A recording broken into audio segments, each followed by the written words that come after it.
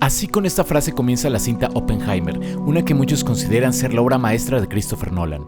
La película narra la vida del científico Robert Oppenheimer, su papel liderando el proyecto Manhattan, el cual desarrolló la bomba atómica para los Estados Unidos durante la Segunda Guerra Mundial, y la época en la que la lealtad hacia su país fue cuestionada debido a sus antiguos vínculos con partidos comunistas. Pero más allá de eso, la película Oppenheimer vincula al científico con el mito de Prometeo, una historia que nos habla sobre el progreso, los peligros de la tecnología y cómo un personaje central motivado por buenas intenciones fue en contra de las reglas para poder salvar a la humanidad sin pensar en que sus acciones podrían tener consecuencias inintencionadas. Christopher Nolan se basó en el libro El Prometeo americano para realizar su película Oppenheimer y hoy vamos a entender exactamente cuál es la relación entre estos dos personajes. Es cierto que Oppenheimer es un personaje prometeico, pero también es cierto que podemos ver esta analogía de varias maneras. Mi nombre es Go, el Monitor Geek, y este es mi videoensayo acerca de Oppenheimer, Prometeo y los peligros de la tecnología. Capítulo 1. El mito de Prometeo. Hace mucho tiempo, antes de la creación del hombre, un grupo de dioses griegos conocidos como los Olímpicos se enfrentaron a otro grupo de seres divinos llamados titanes en una gran guerra que sería conocida como la Titanomaquia, en la que los Olímpicos resultaron vencedores.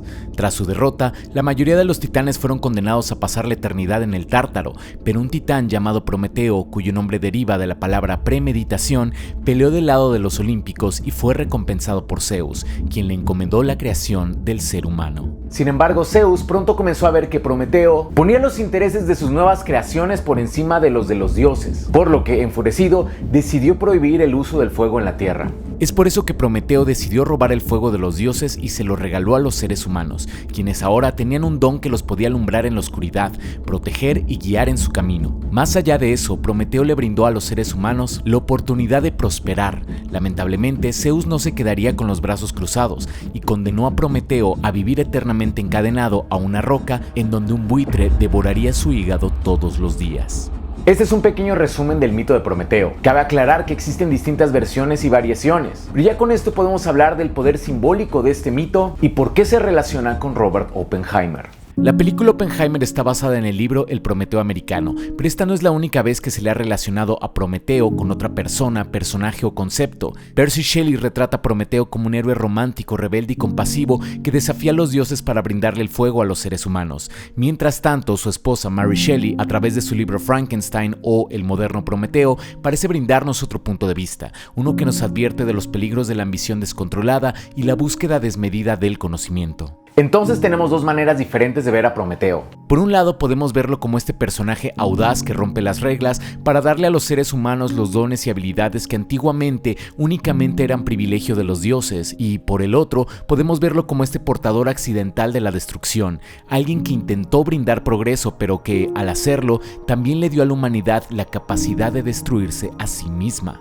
Esto podemos verlo representado a través de la dualidad del fuego, y en este sentido, Prometeo nos trajo el fuego, Oppenheimer la bomba atómica, y la analogía es muy válida. Desde tiempos remotos el fuego ha sido sinónimo de progreso y tecnología. Desde su descubrimiento nos proporcionó luz, calor y mejoró la forma en la que los humanos vivimos. Impulsó revoluciones industriales, el nacimiento de grandes ciudades y ha sido la base de muchos avances tecnológicos. Sin embargo, también es cierto que hay un potencial destructivo en el fuego que ha hecho que los seres humanos lo ocupen una y otra vez como arma para su propio beneficio y ambición. Y algo similar pasó con la energía atómica. Para los científicos del siglo XX, la energía atómica fue algo similar al fuego. Se trataba de un descubrimiento, no de una invención, algo que ya se encontraba en la naturaleza, pero que ahora podía ser aprovechada. Prometeo le robó el fuego a los dioses y, de una manera muy similar, Robert Oppenheimer y el proyecto Manhattan descubrieron la manera de aprovechar este descubrimiento atómico para fines militares. Después de que la primera bomba atómica hiciera explosión el 16 de julio de 1945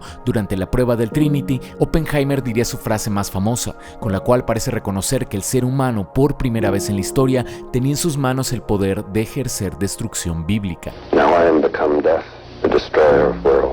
Pero otro punto muy importante en Prometeo y todos estos personajes prometeicos es que ellos son quienes dan paso a un nuevo mundo. Ellos también juegan un papel como creadores. Prometeo creó a los seres humanos del barro, mientras que Christopher Nolan afirma que Robert Oppenheimer, para bien o para mal, fue quien creó el mundo en el que hoy en día vivimos. Entiendo por qué lo dice. El mundo no volvió a ser el mismo desde que fue testigo del poder destructivo que Estados Unidos ejerció sobre las ciudades de Hiroshima y Nagasaki, ya que durante las décadas posteriores se vivió un enfrentamiento conocido como la Guerra Fría, en donde las dos grandes potencias del mundo después de la Segunda Guerra Mundial, Estados Unidos y la Unión Soviética, competían por ver quién acumulaba más poder político y militar. Fue una época de hazañas tecnológicas asombrosas, pero también una en la que el mundo vivía con el miedo constante al holocausto nuclear, en medio de un espejismo de paz que amenazaba con romperse en cualquier momento. Y aquí hay que hacer la pregunta, ¿hubiera sido mejor si Estados Unidos jamás hubiera desarrollado la bomba atómica? Capítulo 2. La moralidad detrás de la bomba. Recientemente le preguntaron a Christopher Nolan si el mundo hubiera sido mejor si Oppenheimer jamás hubiera desarrollado la bomba atómica, a lo que él respondió: el mundo estaría mejor sin la amenaza de las armas nucleares.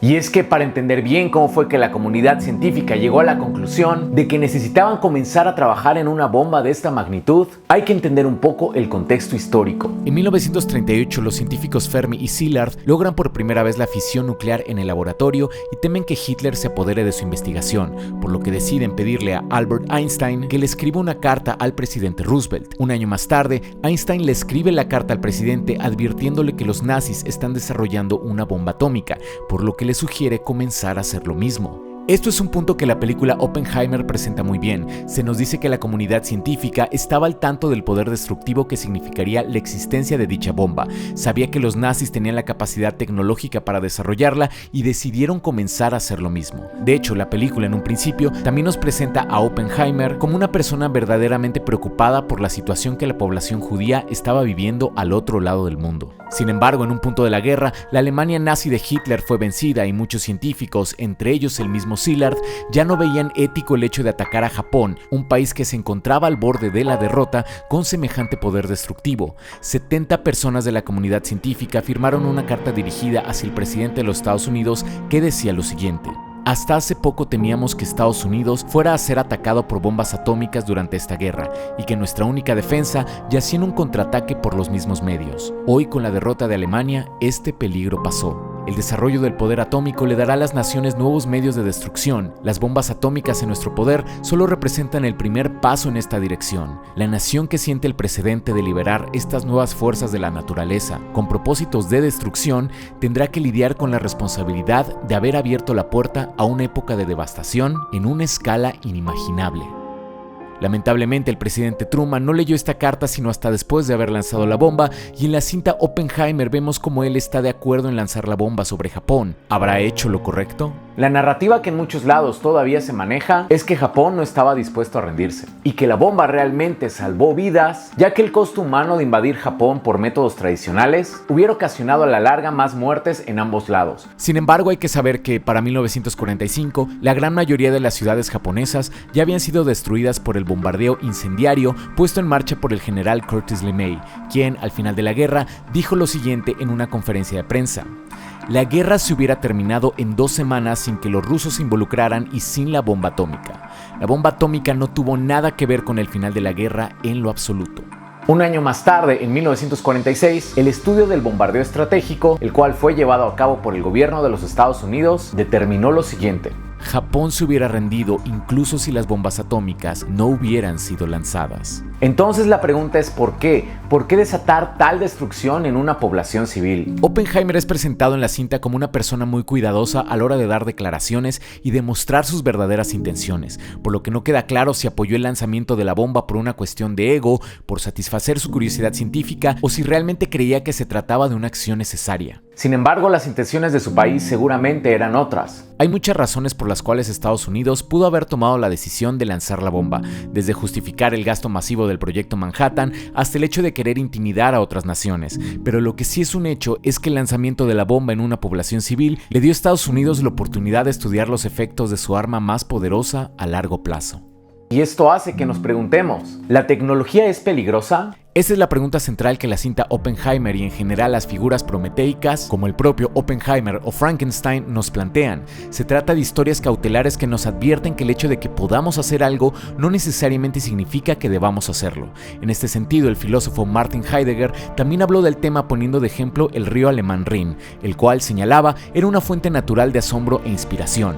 Con el tiempo, la tecnología comenzó a afectar a este río, primero a través de la inclusión de pequeños puentes de madera que no contrarrestaban la belleza natural del río, sino que parecían permearse en el paisaje natural, y después a través de la implementación de presas hidroeléctricas, las cuales rompían la magia natural del lugar. En esencia, uno de los grandes peligros de la tecnología es el hecho de percibir a la naturaleza como un recurso potencial a explotar para nuestros propósitos. En este sentido, vemos al río como un medio para generar energía. Los bosques son materia prima. El fuego que nos dio Prometeo puede ser utilizado para crear y también para destruir, de la misma manera que la energía atómica con la que trabajó Oppenheimer. Para Heidegger, entonces, el peligro de la tecnología está en que no solo se trata de una herramienta que se puede usar positiva o negativamente, sino que se trata de una forma de pensar que domina nuestra existencia, una en la que nos enfocamos en la eficiencia, el control sobre la naturaleza y corremos el riesgo de perder nuestra auténtica esencia como seres humanos y caer en una alienación con el mundo. El 16 de julio de 1945, el día que Robert Oppenheimer lanzó junto con el proyecto Manhattan la primera bomba atómica, el mundo cambió por completo. Pero este momento, aparentemente único en la historia humana, está lejos de serlo, ya que mientras tengamos el fuego que Prometeo nos brindó con su sacrificio, los seres humanos correremos el riesgo de repetir nuestros errores una y otra vez, ya sea a través del desarrollo indiscriminado de inteligencias artificiales, experimentación genética o un sinfín de tecnologías cuya ética necesita indiscutiblemente ser cuestionada y monitoreada. Recientemente un estudio reveló que 3/4 partes de la población joven le teme al futuro, y en verdad tienen razones para hacerlo, ya que no parece ser que los seres humanos hayamos aprendido del todo de las lecciones del pasado y de eventos como la Guerra Fría, y seguimos desarrollando tecnología sin ponernos a pensar cómo es que esta nos afectará en un futuro. Cabe mencionar que este sentimiento fatalista no es algo nuevo, ya que en 1962, casi 2 décadas después de que Robert Oppenheimer desatara una lluvia de fuego sobre Hiroshima y Nagasaki,